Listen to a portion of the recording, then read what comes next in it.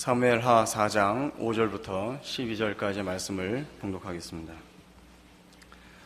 부에로 사람 림몬의 아들 레갑과 바나가 길을 떠나 볕이 쬐을 때쯤에 이스보셋의 집에 이르니 마침 그가 침상에서 낮잠을 자는지라.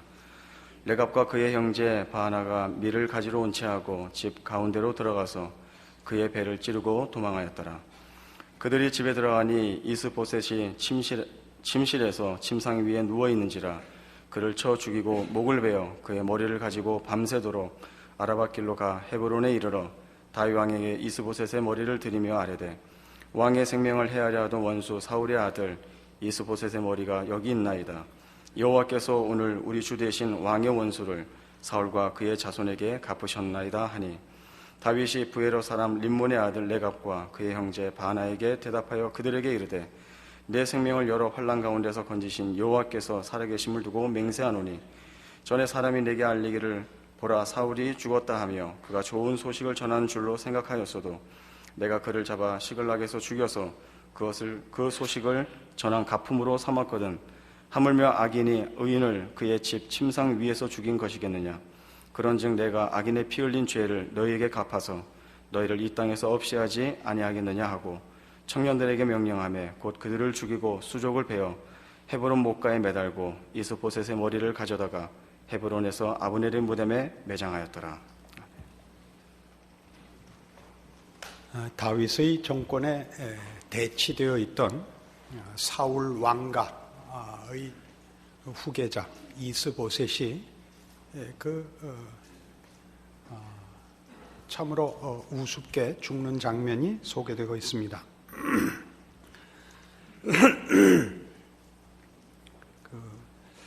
군 지휘관 중에 있는 형제 바나와 레갑이 이스보셋을 죽이고 그 목을 잘라다가 다윗에게 갖다 바쳤다고 되어 있습니다.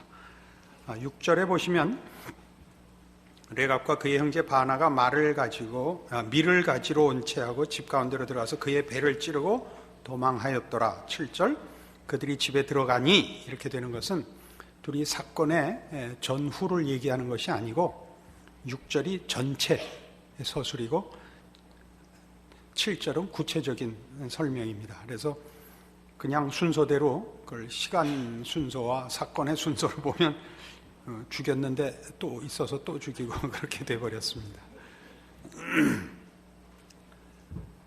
이 사무엘하의 4장의 이 사건이나 그 앞에 3장에서 봤듯이 아브넬이 이스보셋을 이제 배신하고 그 사울 왕가를 사실은 다윗에게 이미 넘기기로 하여 다윗과 정치적인 타협을 보고 그러나 그 동생의 원수를 갚으려는 요압 손에 의하여 죽고 하는 일들이 있은 후에 이스보셋은 그 군지휘관, 수하에 있는 군지휘관에 의하여 어처구니 없는 죽임을 당하여 다윗의 이제 왕권이 전체 형편상 유일한 답이 되는 그런 위치에 들어서게 된 설명입니다. 그러나 다윗은 여기서 자세히 보시면 이 일에 아무런 주도권을 행사하지 못합니다. 그는 사실은 이 모든 일어나는 일들의 주인공입니다. 그가 하나님 앞에 세움을 받은 종이며 하나님께서 약속하신 그 은혜의 왕권을 허락받은 자입니다. 그러나 그는 지금 아브넬의 그 배신과 타협으로 말미암는 일에서나 또 오늘 이스보셋이 죽는 사건에서나 아무런 그 주인공 역할을 못합니다. 사실 우리가 기대하는 다윗은 좀 더 멋있게 모든 이스라엘 국민들에게 종교적 지도자로, 정치적 지도자로 또 뭐 여러 가지 면에서 그 합당한 그 위엄을 또는 영광을 나타내고 등극해야 옳습니다. 그러나 성경은 전혀 다윗이 그러지 못하고 있다고 기록하고 있습니다. 다윗은 우리가 위대하기를 원하는 사람 중에 하나입니다. 다윗이 위대하지 않다 그러면 우리는 신앙의 어떤 그 초점이나 목표나 또는 무슨 그 생각의 근거를 잃을 수 있습니다. 우리의 신앙의 대표적인 편견은 또는 오해는 신앙적으로 훌륭한 사람이 되는 것이고, 그 훌륭함 속에 다윗은 손가락에 꼽히는 모델입니다. 그러나 성경은 다윗을 그렇게 그리고 있지 않다 하는 것입니다. 가장 중요하게 다윗의 생애를 지켜보면서 우리가 물어야 하는 물음, 그리고 아마 다윗도 스스로 질문하고 있을 물음은 이겁니다. 골리앗을 물리쳤던 신앙의 효력은 왜 지속되지 않는가? 이게 중요한 하나의 질문일 것이고, 또 하나는 뭐 비슷한 것입니다마는 하나님께서 나를 왕으로 세워놓고 왜 이렇게 살게 하시나 하는 것입니다. 둘 다 뭐 비슷한 거지만 조금 다른 시각을 가지고 이렇게 나눠서 우리 모두가 다윗의 생애를 좀 성경적인 의도에 관심을 기울여야겠고, 그리고 동일하게 우리의 신앙 현실을 점검해 봐야 합니다. 우리 중에 누구도 감격 없이 예수를 믿는 사람은 없습니다. 예수를 믿는다는 신앙 고백은 참으로 비교할 수 없는 감격이며 분명한 자기 이해가 있습니다. 우리는 모두 그 감격과 자기 이해 속에서 단호하게 그리고 기꺼이 우리의 생애를 하나님 앞에 헌신합니다. 그런데 그 다음은 다 흐지부지합니다. 그게 현실입니다. 이 문제에 대하여 다윗의 생애가 사실 우리에게 필요하고 또 성경이 그런 우리의 신자들의 현실 생활이 갖는 의미를 답하고자 하는 것입니다.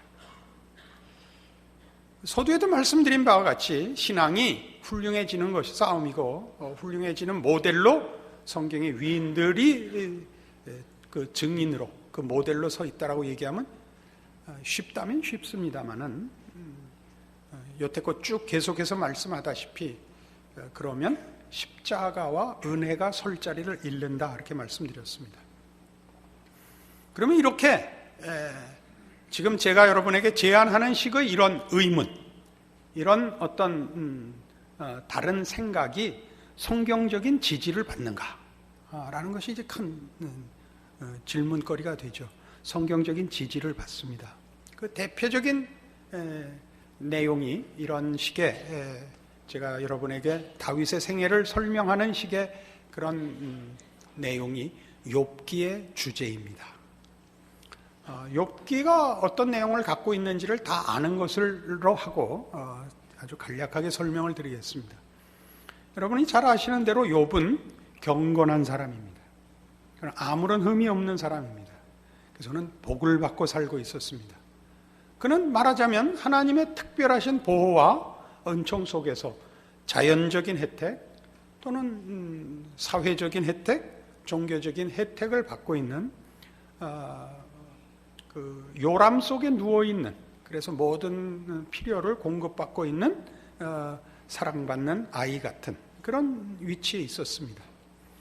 그러나 어느 날 사탄이 하나님의 존전에 나아갔다가 하나님께 이런 꾸중을 받습니다. 너는 왜 그 모양이냐? 제가 어때서요? 욥을 봐라. 말하자면 이렇게 된 겁니다. 그러니까 사탄의 대답이, 아니 잘해주는데 누가 좋게 굴지 않겠습니까? 그러니까 그럼 욥이 잘해줘서 나한테 잘한단 말이냐? 그러면 네 마음대로 한번 해봐라. 이렇게 해서 소위 우리가 읽을 때 마음에 일어나는 그 생각같이 하나님과 사탄 사이에 일종의 내기가 붙어서 힘없는 욥은 그 다음부터 고생을 하게 됐다는 식의 얘기가 전개가 됩니다. 그러나 여기에는 중요한 성경의 가르침이 있죠. 무슨 가르침이 있냐면 경건이라는 것이, 좀 더 포괄적으로 신앙이라는 것이 대가와 조건 없이 유지될 수 있는가? 라는 질문이 욥기인 것입니다. 잘해주니까 잘하지요. 대한 이제 질문에 대한 답을 이제 펼쳐 나가는데 그 답을 찾아 나가는 과정도 굉장히 재미있습니다. 왜냐하면 하나님께서 한 영혼을 항복시키는 일은 하나님 홀로, 하나님의 능력과 주권이라는 이름으로 하나님 쪽에서 한 영혼을 조작하거나 조종하여 또는 강요하여 그 신앙을 항복시키는 것이 아니라 신앙을 고백한 한 인격이 그의 신앙 고백을 현실과 연결하여 끝없는 질문과 끝없는 자기 성찰 속에서 그 고백이 갖는 진정한 의미를 찾아가게 된다.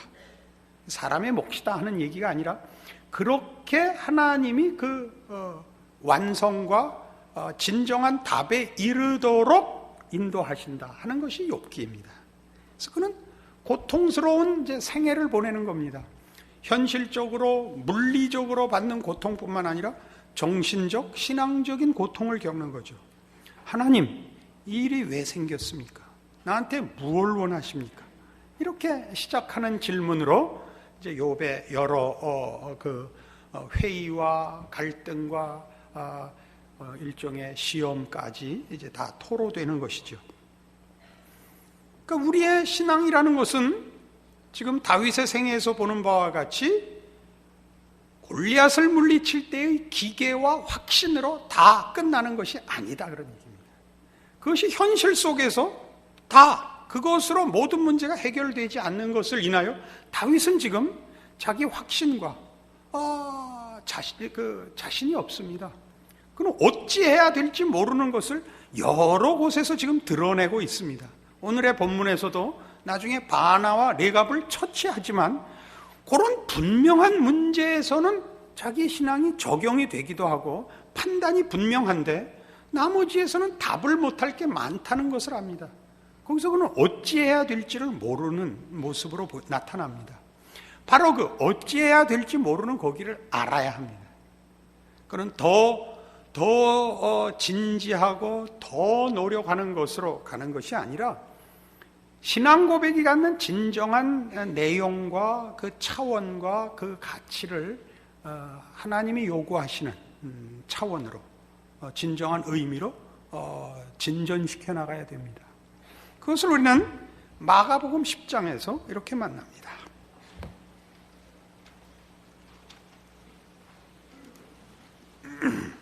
신약 성경 두 번째 책인 마가복음 10장 35절입니다. 세베대의 아들 야고보와 요한이 주께 나와 여짜오되 선생님이여 무엇이든지 우리가 구하는 바를 우리에게 하여 주시기를 원하옵나이다. 이르시되 너희에게 무엇을 하여 주기를 원하느냐 여짜오되 주의 영광 중에서 우리를 하나는 주의 우편에 하나는 좌편에 앉게 하여 주옵소서. 예수께서 이르시되 너희는 너희가 구하는 것을 알지 못하는도다.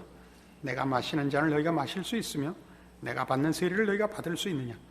그들이 말하되 할 수 있나이다. 예수께서 이르시되 너희는 내가 마시는 잔을 마시며 내가 받는 세례를 받으려니와 내 좌우편에 앉는 것은 내가 줄 것이 아니라 누구를 위하여 준비되었든지 그들이 얻을 것이니라. 열 제자가 듣고 야고보와 요한에 대하여 화를 내거늘 예수께서 불러다가 이르시되 이방인의 집권자들이 그들을 임의로 주관하고 그 고관들이 그들에게 권세를 부리는 줄을 너희가 알거니와 너희 중에는 그렇지 않을지니 너희 중에 누구든지 크고자 하는 자는 너희를 섬기는 자가 되고 너희 중에 누구든지 으뜸이 되고자 하는 자는 모든 사람의 종이 되어야 하리라. 인자가 온 것은 섬김을 받으려 함이 아니라 도리어 섬기려 하고 자기 목숨을 많은 사람의 대속물로 주려 함이니라. 야고보와 요한이 뭘 구했다고요?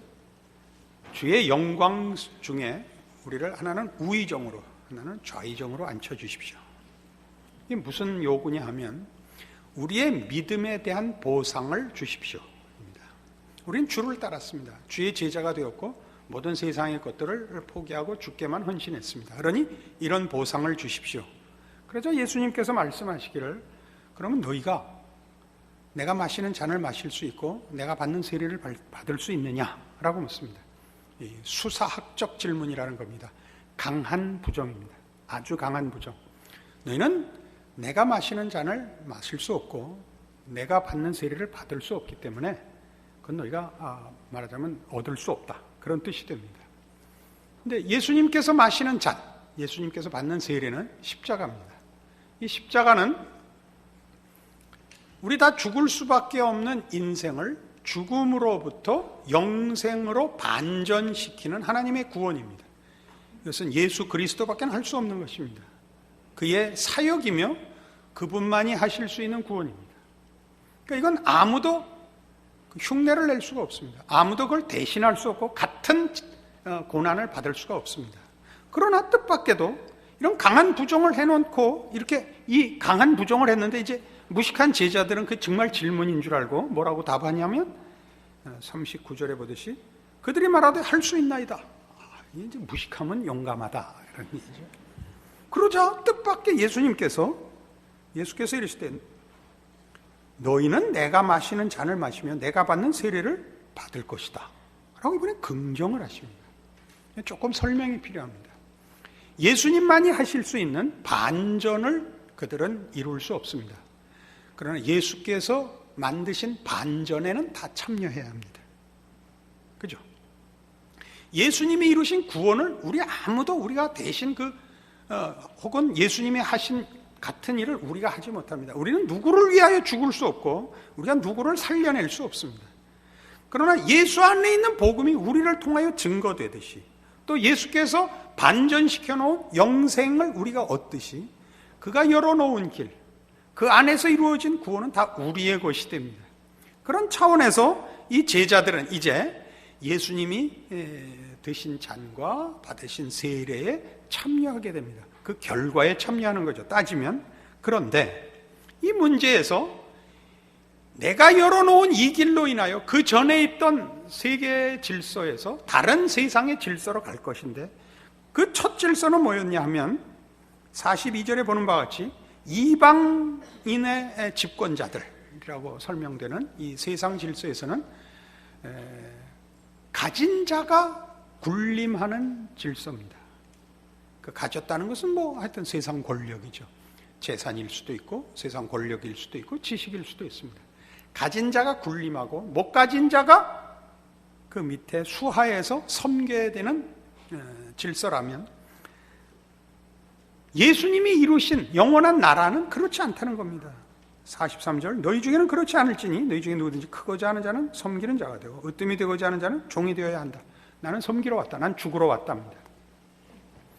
그러니까 제자들에게 뭘 가르치시느냐 하면 너희 신앙의 대가는 군림하는 것으로 허락되지 않고 섬기는 것으로 허락되리라. 이런 얘기가 됩니다. 그러니까 우리 모두가 예수를 믿는 문제에서 다 같이 현실적 좌절을 겪는 부분이 여기입니다. 어떤 현실적 좌절을 겪느냐 하면 주여 제가 주가 누구인지 압니다. 이제 내가 예수를 믿어서 누구라는 사실도 압니다. 내 생애를 바칩니다. 내가 세상을 섬기겠습니다. 땅끝까지 가겠습니다. 그러니 내게 건강을 주시옵소서. 내게 지식을 주시옵소서. 내게 기회를 주시옵소서거든요. 그러니까 어떻게 섬기겠다는 거예요? 가진 것을 나누겠다는 거죠. 군림하여 섬기겠다는 겁니다. 군림하여. 그러니까 성경의 답은 뭐냐면 밑에서 섬기려는 거죠. 가지고 섬기는 것이 아니라 밑에 들어가 섬기려는 것입니다. 무슨 말인지 알아들을 리가 없다 라는 생각을 설교 준비를 하면서도 했습니다. 그래서 또 하나의 본문을 찾읍시다. 히브리서 5장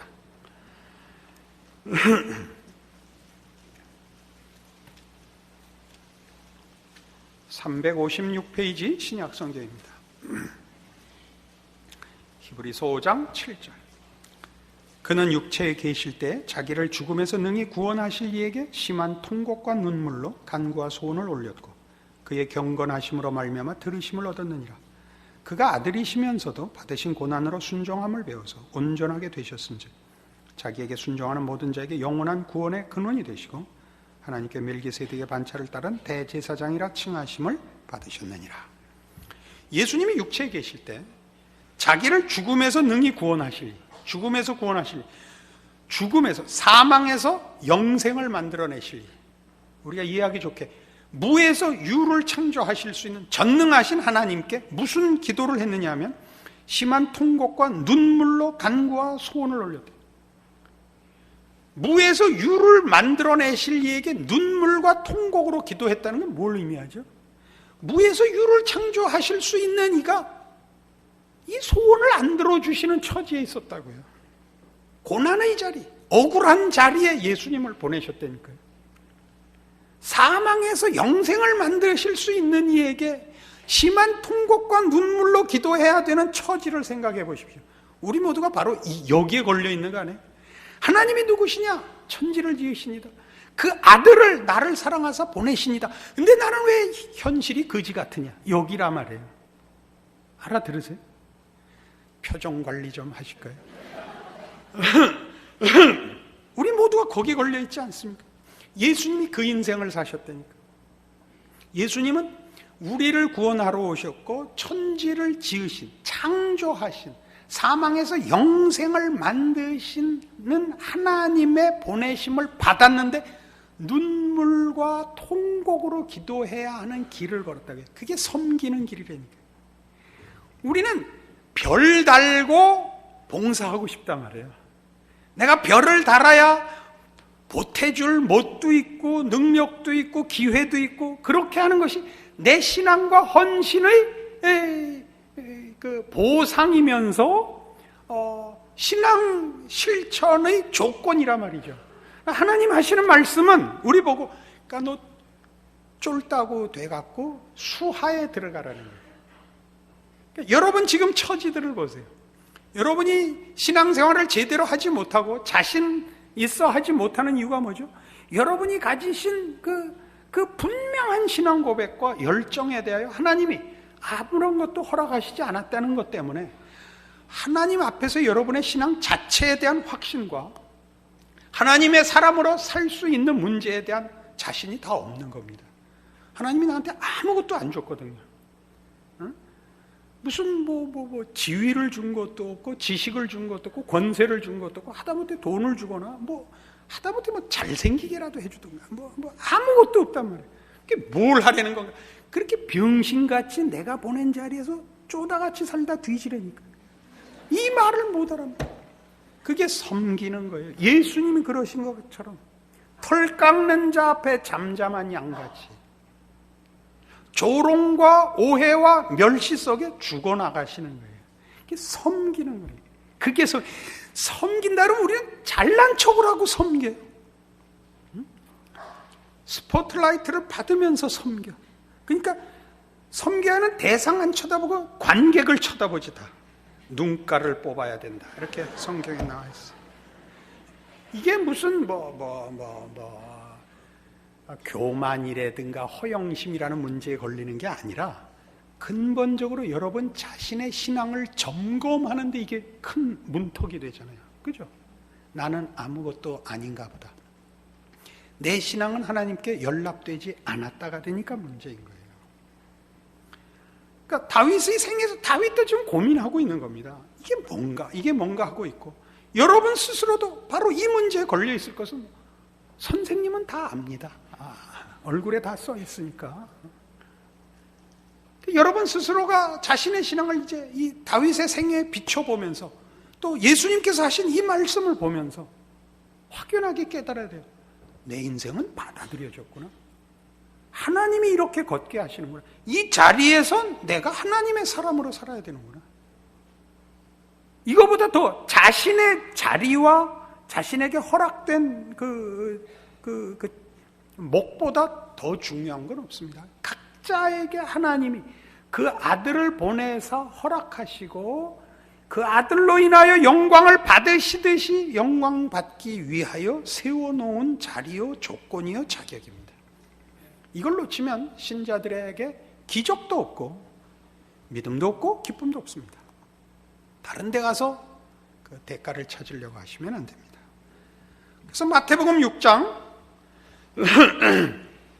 이런 결론으로 자연스럽게 오게 됩니다.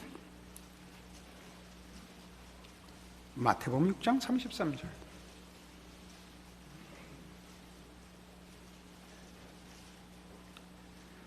그런즉 너희는 먼저 그의 나라와 그의 의를 구하라. 그리하면 이 모든 것을 너희에게 더하시리라. 너희는 먼저 그의 나라와 그의 의를 구하라. 이게 무슨 얘기 속에 나오는 거죠? 공중 나는 새를 보라, 들에 핀 백합화를 보라. 오늘 있다 내일 아궁이에 던지우는 들풀도 하나님이 이렇게 입히시거든 하물며 너희일까 보냐 믿음이 적은 자들아. 이게 이어 나오는 겁니다. 무슨 싸움이었죠? 의식주 문제 싸움이라고요? 먹고 살고 생명을 보존하게 해요. 그런 거 신경 쓰지 말고 뭐 해라? 그의 나라와 의를 구하라. 맞습니다. 그러나 우리는 오늘의 우리의 본문과 연결시키면 한 걸음 더 나갈 수 있습니다. 그런 게 넉넉해야 하나님의 사람으로 살 수 있고 봉사할 수 있는 것 아니란다. 네 자리에서 순종하는 것이 믿음이란다. 하나님의 뜻이 거기서 펼쳐진단다 이겁니다.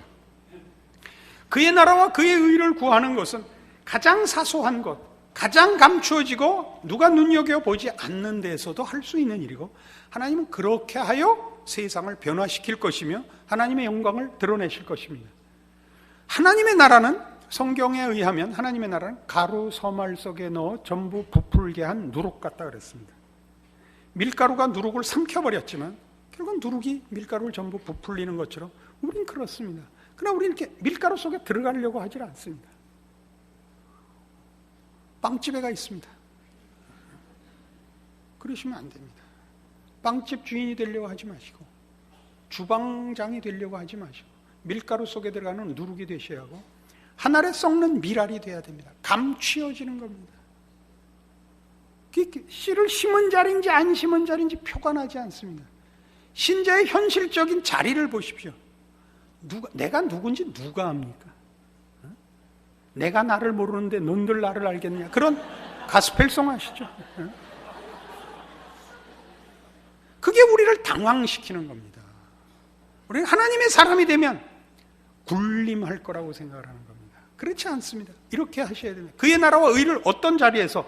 여러분 처한 자리에서 이루십시오. 어떻게? 순종함으로. 그게 섬기는 겁니다. 여러분에게 허락된 지위와 위치와 자격과 형편에서 하십시오. 그래서 이 33절이 6장의 결론이 아닙니다. 34절이 결론입니다. 왜요? 거기 그러므로가 나오기 때문입니다. 그러므로 내일 일을 위하여 염려하지 말라. 내일 일은 내일이 염려할 것이요 한날의 괴로움은 그날의 족하니라.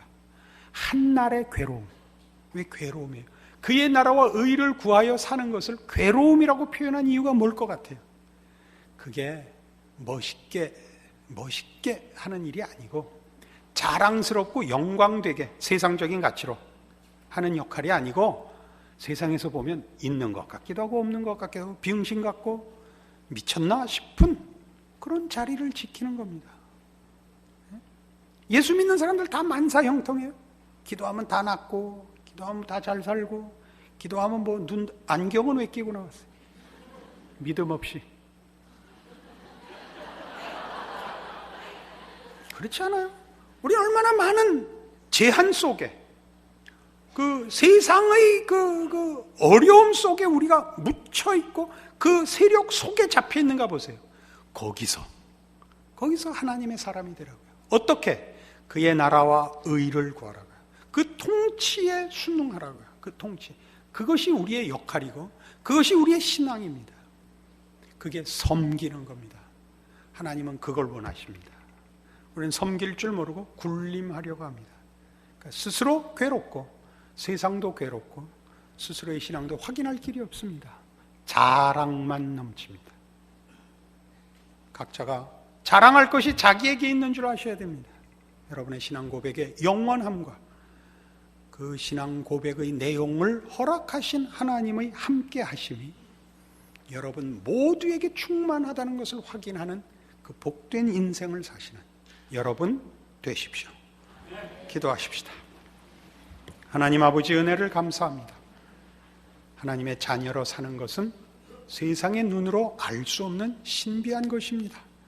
하나님을 모시고 사는 것이요 하나님의 영광이 드러나는 것이요 하나님의 기적이 이루어지는 그 수족으로 사는 것입니다. 이 인생 허락받았으니 충성하게 하옵소서, 겸손하게 하옵소서, 인내하게 하옵소서, 그리고 승리하게 하옵소서. 예수님 이름으로 기도합니다. 아멘.